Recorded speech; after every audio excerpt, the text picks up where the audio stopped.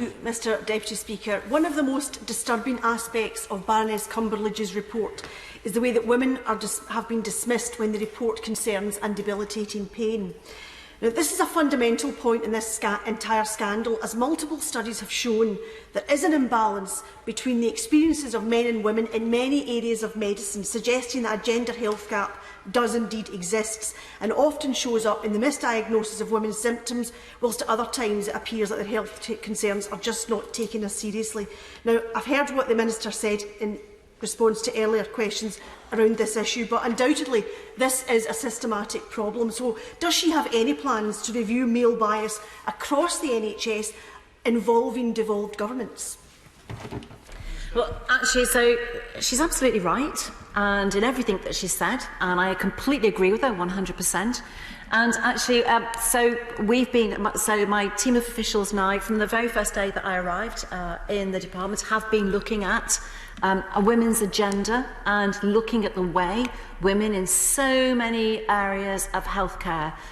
there does appear to be an unintentional bias. I'm not saying it's intentional. I wouldn't use the word particularly misogyny, but there is an unintentional bias, and it's indicated, it's proven by the amount of time it takes for women to have their voices heard and for their complaints to be taken seriously. And yes, addressing that is absolutely a priority, and I hope that when we come back with the patients' voices, what they experienced, the problems that they were subjected to, the pain, the prolonged pain they were subjected to simply because their voices weren't being heard, is something that we are going to have to address in our response when we come forward. And I think, aware of this bias towards women, and surely it must be obvious with the amount of inquiries that we're having into women-only issues, I would hope that simply by, rather than simply by, us highlighting that, bringing it here, not being afraid to ask for inquiries where we see this bias taking place,